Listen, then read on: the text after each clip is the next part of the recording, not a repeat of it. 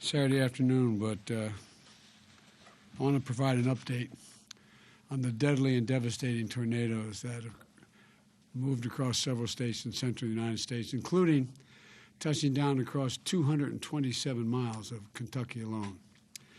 I'm monitoring the situation very closely since early this morning. This is likely to be one of the largest tornado outbreaks in our history. Earlier today, I called the governors of the states that have been experiencing severe impacts of the storms, including Arkansas, Illinois, Kentucky, Missouri, as well as Tennessee. And I also spoke with Minority Leader Mitch McConnell of Kentucky. Governor Beshear and I started off the morning together, and he said, as I was watching it on television while talking to him, like all of you have, and his comment was, it looks like a war zone, but worse. Jill and I pray, and I sincerely mean this, pray for those who've lost loved ones and for those who are uncertain of the fate of their loved ones and the debris that you see scattered all over the hurricane's path.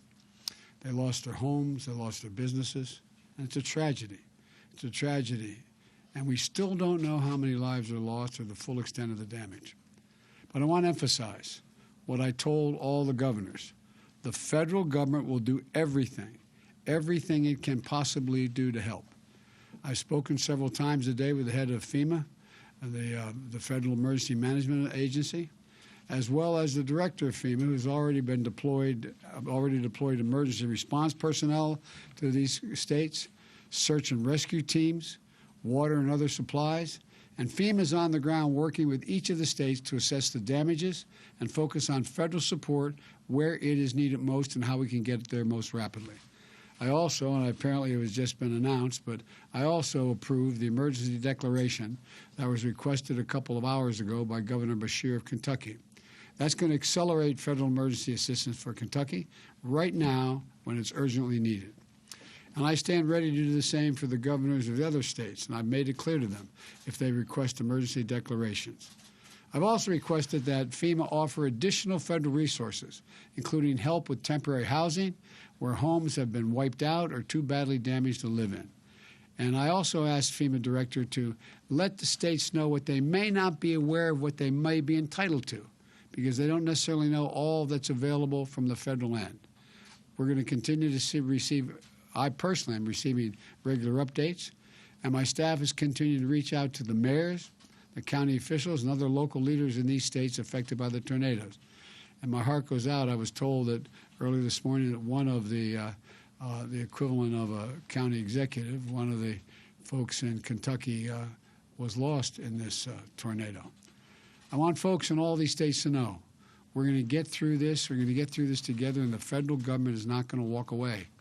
This is one of those times when we aren't Democrats or Republicans. Sounds like hyperbole, but it's real. We're all Americans. We stand together as the United States of America. And so I say to all the victims, you're in our prayers, and all those first responders, emergency personnel, and everyone helping their fellow Americans, that this is the right thing to do at the right time, and we're going to get through this. And I'll be happy to take a question or two if you have any about this. Does this say anything to you about climate change? Or do you conclude that these storms and the intensity have to do with climate change? Well, all that I know is that the intensity of the weather across the board has some impacts as a consequence of the warming of the planet and the climate change. The specific impact on these specific storms, I can't say at this point. I'm going to be asking the EPA and others to take a look at that. But the fact is that we all know everything is more intense when the climate is warming, everything. And obviously it has some impact here, but I can't give you a quantitative read on that. Mr. President, do you have any plans to visit any of the affected areas this week? And Yes, I do. I spoke with, I started off this morning with the governor of Kentucky and I said I'll be happy to come, but I don't want to be in the way. When a president shows up, he shows up with an awful lot of personnel, an awful lot of vehicles, an awful lot of, we can get in the way unintentionally. And so what I'm working with the governor of Kentucky and others who may want me to be there is I may make sure that we are value added at the time and we're not going to get in the way of the rescue and recovery. But I do plan on going. Are you going to ask Congress to approve approve any other disaster relief money for any of these states? Well, we'll see. Whatever is needed, I'm going to ask for. If we don't already have the wherewithal to take care of it, I'm going to ask for it. This is the United States of America. Our citizens are badly, badly hurt, and they're scared to death right now in terms of all those folks who they can't figure where they are. Where's my son? Where's my daughter, my husband, my wife, my mom, my dad? It's devastating. Yes, you had a question, sir. Is there a role for the federal government in coordinating direct on-the-ground response, whether it be direct National Guard or federal troops that can be helpful? The answer is yes, if in fact the states conclude they need it. And so the National Guard has been called out in one state, but whatever is needed, it's within the authority of the President of the United States and the federal government to provide that help.